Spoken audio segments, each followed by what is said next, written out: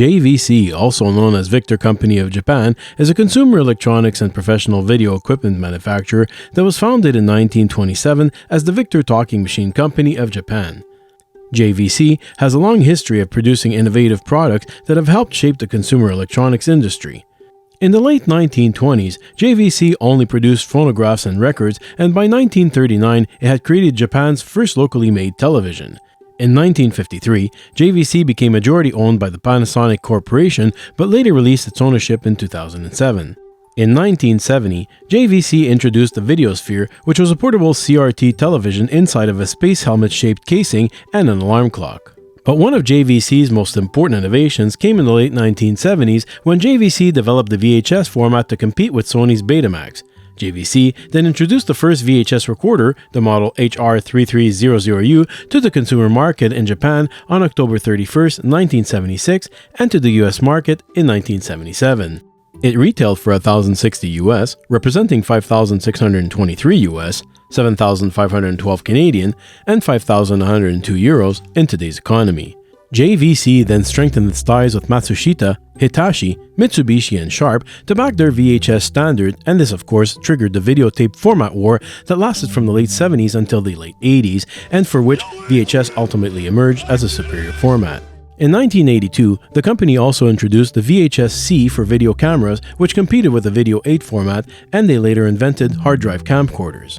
And while the company helped develop the Video CD alongside Sony and Philips, which eventually led to the DVD format, in the late 1990s JVC dropped the ball as Sony and Philips continued to develop the DVD, while JVC, Hitachi, and Matsushita developed the digital VHS or DVHS format, which was released in 1998. The DVHS was technically superior to the DVD as it was capable of holding up to 50 gigabytes and 3.5 hours of video, outputting a resolution of 1080i through a component output while still retaining backward compatibility with VHS and SVHS tapes. However, the DVD was more compact, less prone to failure than VHS tapes, and the fact that DVHS was still associated with VHS made people adopt the DVD format over the DVHS. Nonetheless, JVC still continued selling their DVHS recorders until 2007. In 2008, JVC and Kenwood established a joint holding company called JVC Kenwood Holdings Incorporated. The two companies merged in an effort to quickly maximize the car electronics business, today known as Mobility and Telematics Service Sector. Today, JVC is still a leading manufacturer of consumer electronics and professional video equipment. The company's product lineup includes a wide range of televisions, home theater systems, headphones, and camcorders, among other products. JVC has also continued to innovate in recent years, introducing new technologies like 4K Ultra HD resolution and smart TV features that allow users to stream content from popular services like Netflix. Another area where JVC has excelled in recent years is in the development of professional video equipment. The company's lineup of professional cameras and other video equipment is used by broadcasters and production companies around the world and is known for its exceptional image quality, reliability, and ease of use. Overall, JVC has a long history of innovation and a reputation for producing high-quality consumer electronics and professional video equipment, and there's no doubt that the products they developed in the early years helped revolutionize the video industry, making it possible for consumers to capture and share their memories in new and exciting ways. JVC remains today at the forefront of the industry, consistently delivering innovative products that meet the needs of consumers and professionals alike. And back in 1988, JVC manufactured high-end VCRs in Japan like the model HRS5500U. It was a super VHS capable of over 400 lines of resolution and hi-fi stereo. The VCR also incorporates a feature called Digital AV Tracking, also known as Digital Auto Tracking. It's worth noting that this feature was more commonly found in higher-end VCRs or later generation VCRs released in the 1990s. Digital Auto Tracking was designed to improve tracking performance and stability video playback. Instead of manually adjusting tracking, the VCR utilized digital signal processing to analyze the video signal and automatically adjust the tracking. The VCR would continuously monitor the video signal and make real-time adjustments, keeping the image stable and centered. This precise tracking control resulted in a clearer and more stable picture during playback. This was particularly useful when playing rentals with worn-out or damaged sections, which mitigated the effects of tracking errors and picture distortion. There's no doubt that this was a high-end VCR, and back in 1988, the unit had a retail price of 175,000 yen, which was equivalent to 1,280 US and representing 3,290 US, 4,360 Canadian, and 3,020 euros in today's economy. I own many JVC products, and amongst them I have quite a few VCRs from their early days. But recently, it was garage sale season and I happened to find this Super VHS player from JVC for only $25. Of course, Mrs. RG was thrilled that I was taking home yet another broken relic of the past to embellish our surroundings. But as I often explained to her, this one is special and I intend to restore it to its former glory and give it a new life. Hello everyone and welcome. I'm the Retro Repair Guy. First of all, thank you and welcome to all the new and existing subscribers. I really do appreciate it, and I keep saying that because I keep getting new subscribers. I want to say a huge thank you to all of you. If you're joining us for the first time, you're going to see that this channel, I'm not going to ask you right away at the beginning to subscribe and hit the notification and all that if you haven't even seen the content. I will ask you to please stick around till the end, and I promise you'll like it. And then, if you liked it and you want to see more, please hit the thumbs up, notification, and of course subscribe, because if you want to keep seeing more of this, and it really helps me grow the channel, by doing that it costs you nothing, but it helps me. So I just want to say thank you for that in advance, but please stick around till the end. Anyways, aside from that, we're looking at an SVHS today. Now the SVHS, really beautiful machine. I didn't pick it up at a thrift store this time. I picked it up at a garage sale. This was just before the wedding. Now for those of you who don't follow the community notes or haven't seen the video before, yes, Mrs. RG and I have finally tied the knot. It's been many years, but we finally tied the knot, and I guess you haven't seen this in other videos. So yeah, there's no ball and chain, but actually the ball and chain's on my ankle. That's why it's always been there. You just never saw it. But yeah, seriously, I'm very happy. And here's a picture of us, at the wedding. We're really, my God, Mrs. RG was more beautiful than ever that day. And I really had, it was a pleasurable, beautiful time. We had a beautiful day. We did it outside. It was beautiful weather. Everything was perfect. So anyways, I'm very happy for that. And with that out of the way, so back to the SVHS. Yeah, I bought it at a garage sale. I took my daughter there just before the wedding, and we were looking around because it was spring. So the garage sale season, everyone's going nuts and selling all their stuff, their treasures. And I didn't buy too much because I knew Mrs. RG would have my head. But I did buy a few things, mostly for my daughter, actually. She had never been there. So she's like, oh, wow, can we buy this? Can we buy that? She's 5 years old. So anyways, that being said, when I saw this SVHS player, I said, oh my God, wow, it's in great shape and everything. It was beautiful, looked amazing. The person didn't have the remote. At first they were asking $50, which I thought was a bit much because, I put time and parts and everything in there, especially, the kind of work I do.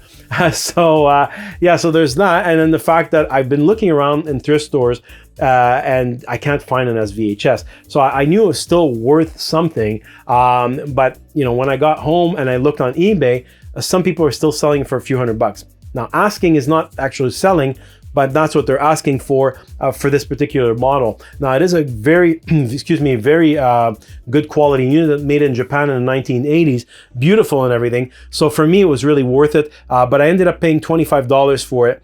Really happy. And anyway, so that's what we're looking at today. But like I said, really great quality unit. So anyways, without further ado, let's just jump right in and take a look. This video is sponsored by PCBWay. They make great quality PCBs from your Gerber files starting at only $5. All standard PCBs have now been upgraded for free from TG130-140 heat resistance to TG150. If you're in need of getting your own PCBs manufactured at reasonable prices for production runs or simply a one-off PCB, they offer excellent quality and unsurpassed service to help you with your designs and free online quotes. And with their quick order feature, your parameters are automatically set from your Gerber files. With fast turnaround times and fast delivery, I definitely recommend checking them out. The link is in the description below.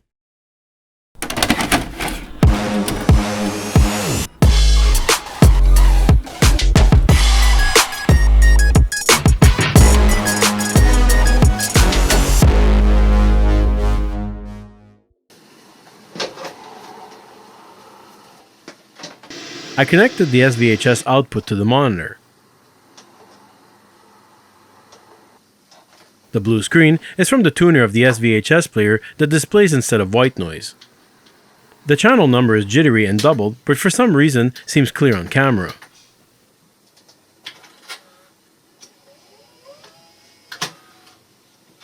The unit already has a tape inside. I tried to fast forward then play to see if anything was on the tape. It plays a distorted image for a second, then stops.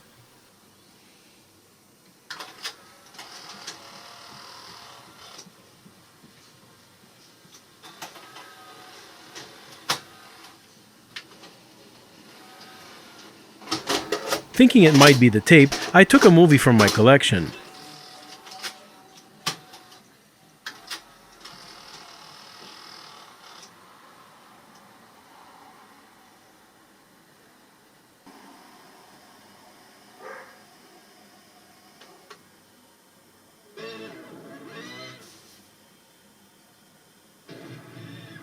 While this one doesn't stop, the image and sound are still distorted.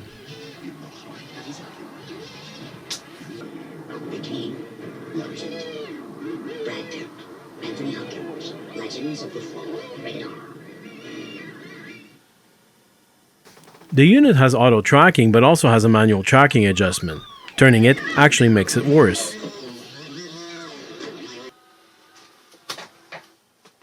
So let's go ahead and open it up.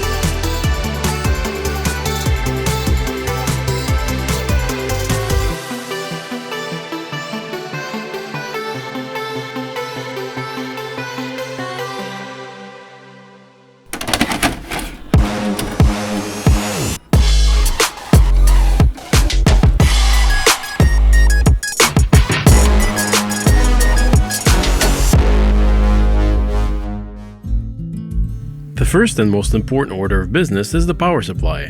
This unit is over 40 years old, and it's a miracle the power supply hasn't blown yet.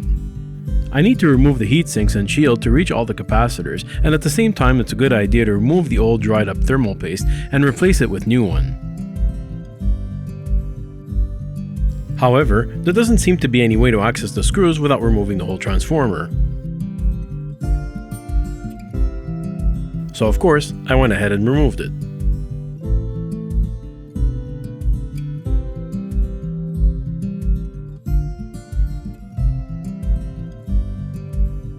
Before continuing, I wanted to make sure that the capacitors I purchased were not longer than the old ones, and, as is often the case, they were shorter.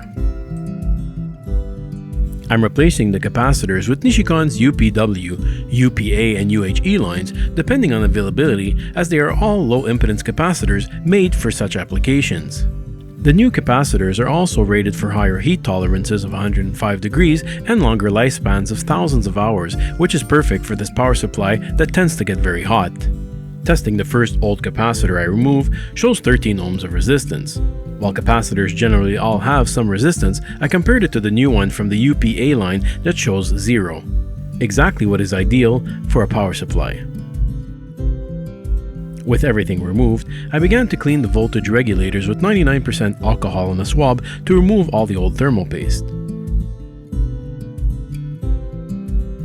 There were also traces of overheated glue that was stuck to the board, so I very gently scraped it off before cleaning it with alcohol and a soft toothbrush. The underside of the board also has old overheated flux stuck to the board that I gently dislodged, then cleaned with alcohol. It's important not to make any marks or scrape off any coating. With that out of the way, I began by installing one of the large capacitors.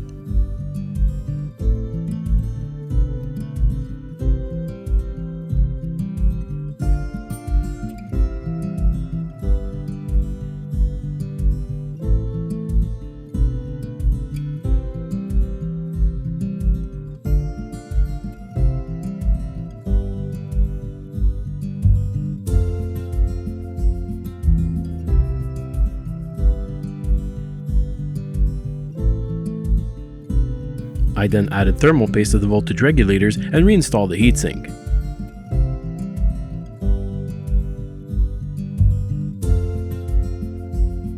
I then continued to install all the other capacitors.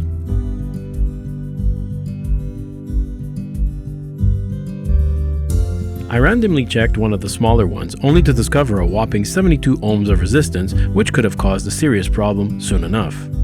I then installed the remaining heatsink, cleaned the transformer, and resoldered it to the board.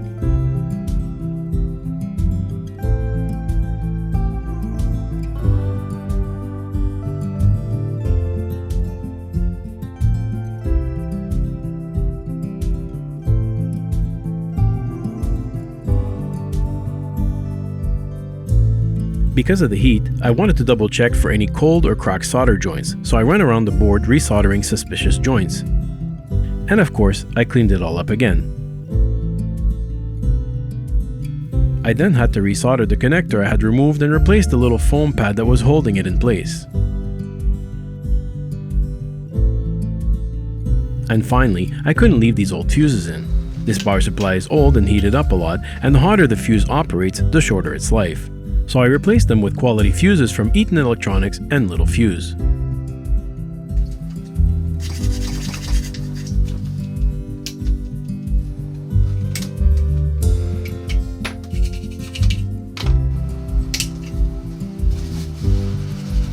Before moving on, I also cleaned the power cord thoroughly.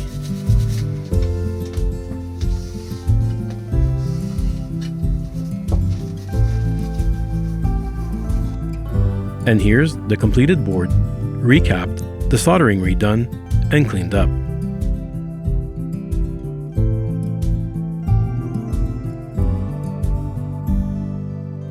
Something I don't talk about often is fuses. We often take these for granted. First of all, it is 40 years old. It's seen a lot of heat because it's in a power supply, and the more it's exposed to heat, the less it's going to function properly, okay? Now, there are different quality fuses. There's glass fuses. There's these ones that you see with kind of white paper around. These are actually ceramic fuses, and they pack sand inside, stuff like that. And that's for audio applications. Sometimes they say there's less vibration, et cetera, et cetera. There's all kinds of reasoning behind it. The point being is that, like I said, these now are 40 years old. And of course, we also have technology behind that, right? Innovation in the last 40 years, etc. Plus the fact that it's old. So if you're going to do all that work, you're going to be changing capacitors, everything in a power supply, spend the extra buck.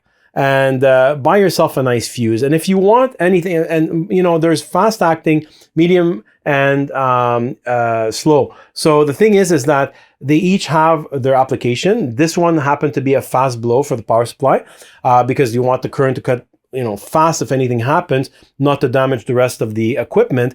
But like I said, they each have their application, they each have their thing.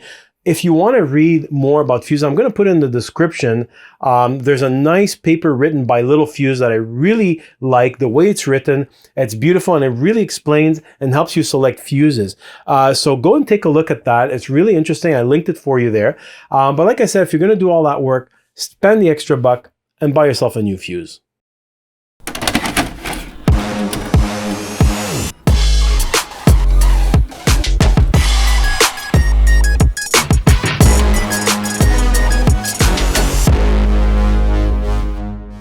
There's an old repair sticker at the bottom of the unit, and I see fingerprint marks in the thermal paste all over the heatsink on the main board, and that always makes me nervous, and I start asking myself how many people have been in here and what exactly did they repair or attempt to repair. Because of this, I began with a good visual inspection. The heads also have a lot of dirt on them, and the drum has smudges all over it.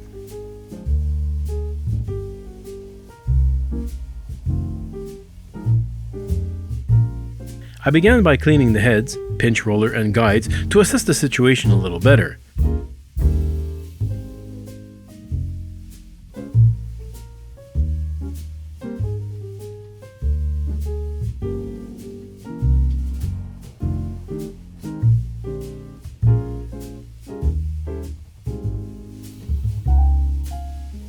Just cleaning a few of the smudges on the drum shows how much dirt is coming off. For the pinch roller, I'm using Rubber Renew, while for the rest, I'm using 99% alcohol. The swabs are low-lint precision cleaning swabs from MG Chemical. I wanted to see the effect it would have on the picture, if any. I could see some improvement, but there was still a long way to go.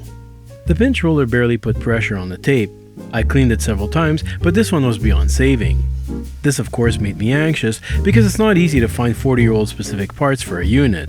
But luck struck again, and I found some with 11 in stock just 20 minutes from my house and at a low price of $12. So while I waited for that to come in, I continued poking around. There was a board on the side that I could not find in the service manual, so I took it out to take a closer look. The board has a Mitsubishi IC that seems to be an automatic frequency control chip.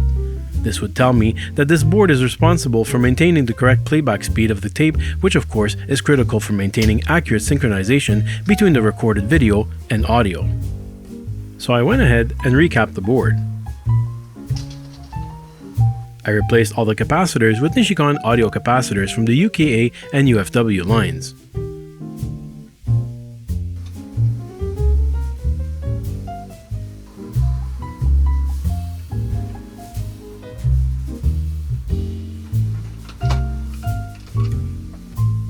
I of course resoldered many joints and then cleaned the board with alcohol.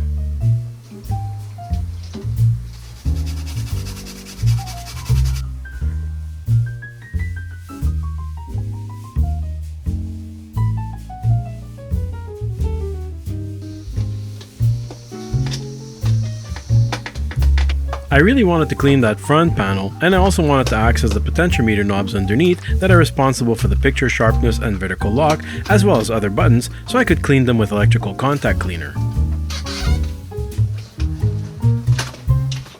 For this, I would need to take the panel apart completely.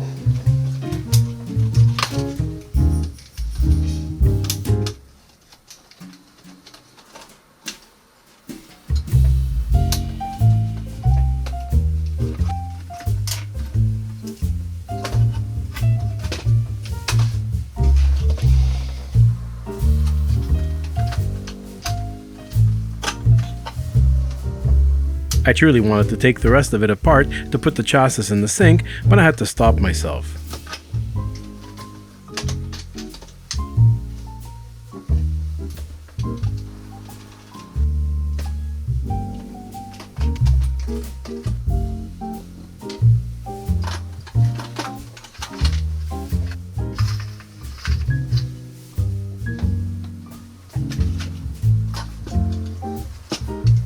It was then I took a step back and asked myself, why do I always go too far with everything?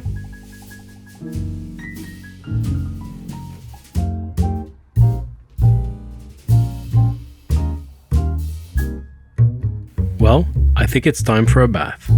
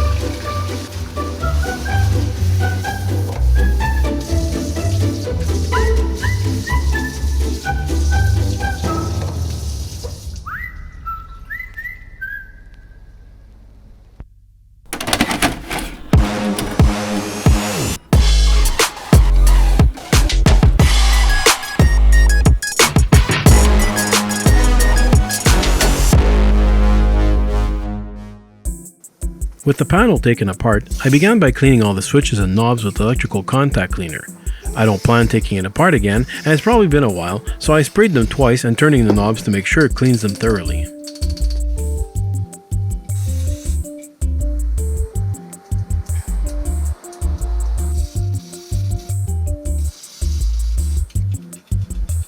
The pinch roller came in, and I'm not kidding when I say I was lucky to get the original parts sealed in the bag the same day.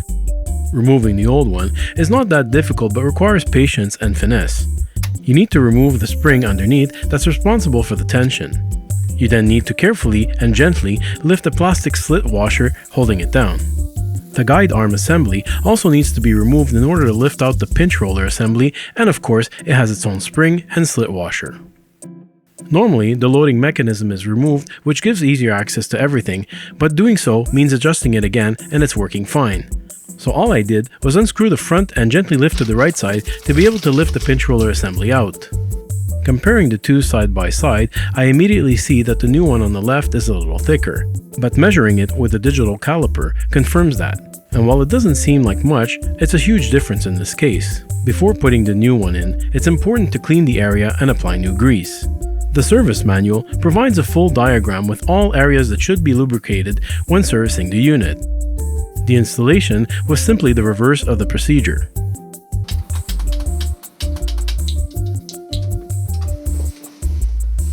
Because of all the manipulation, grease transfers from skin to the pinch roller and other components, so it's important to clean everything with a bit of alcohol and a swab. I then used my trusty blower to remove any dust or debris left behind. I also cleaned the old grease from the guide rails and applied new one.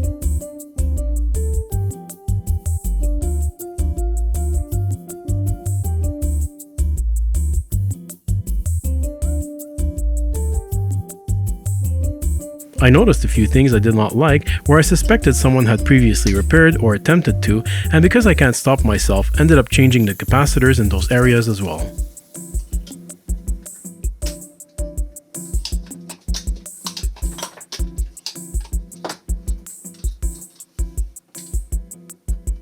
I then went through a bunch of adjustments, but that's boring and ruins the surprise. So it's time to reassemble the unit.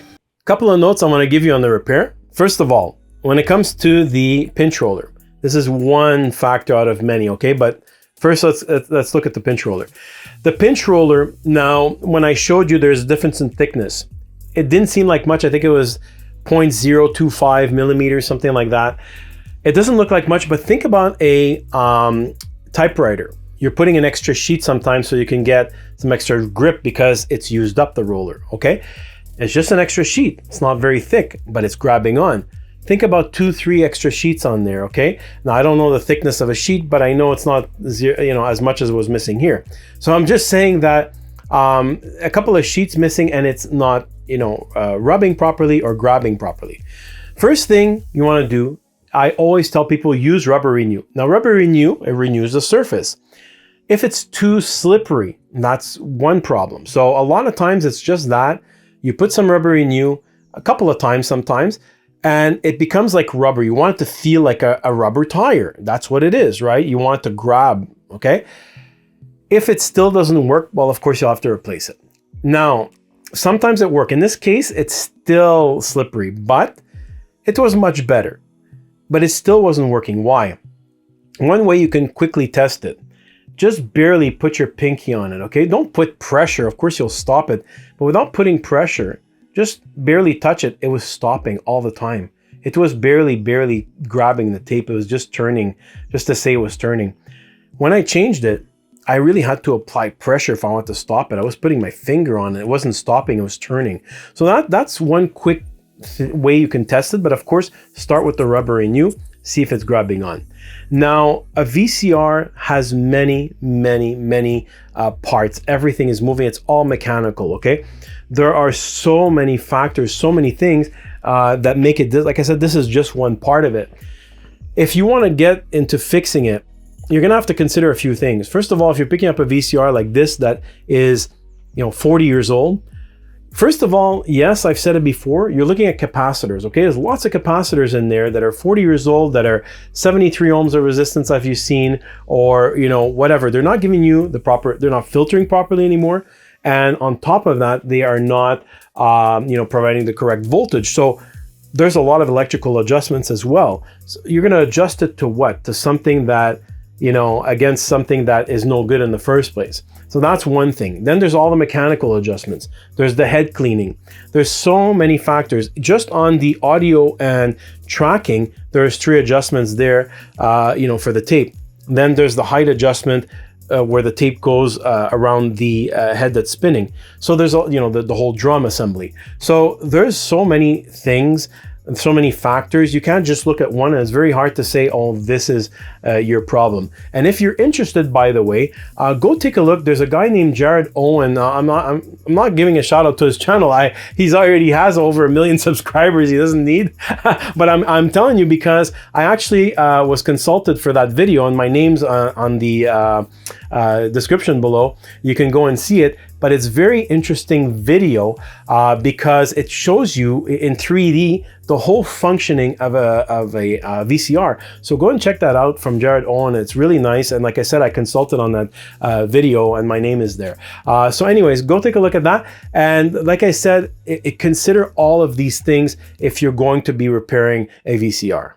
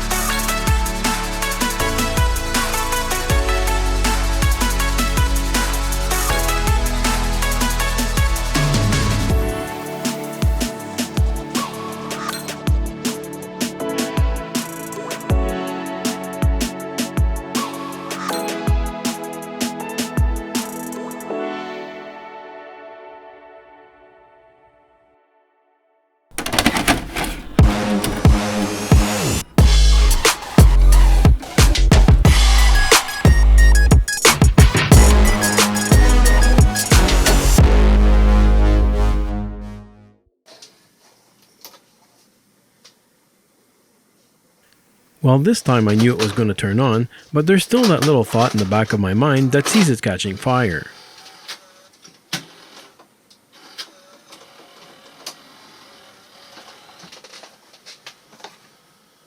I used this tape in the initial testing because it's an older one that's not in great shape and I didn't mind sacrificing it in case anything happened.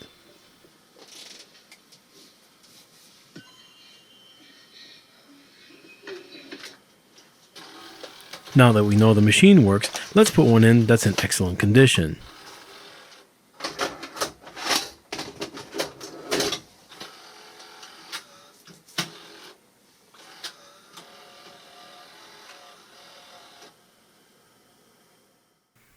The tracking adjusts fairly quickly, however I'll need to skip this part because it has music. It proves the knight's story is true, but as you pointed out, it's incomplete. Now the second marker is in The pause is very clear as well.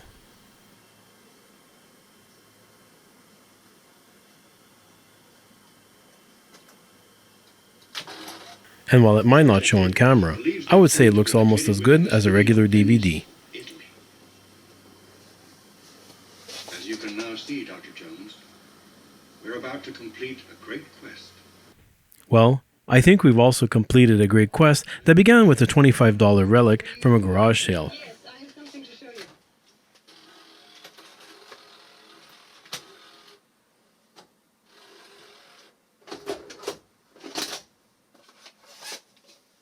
And while it might not be immortal, we've most certainly bought it a new life. Well, I hope you enjoyed this restoration, and if you stuck around till the end and you really liked the content, please hit the thumbs up, notification, and of course subscribe, because these are all things that are free that really help the channel. If you want to help the channel further, I'm going to ask you to head on over to retrorepairguy.com. That's retrorepairguy.com. From there, you can buy some of the stuff that I repair here on the channel.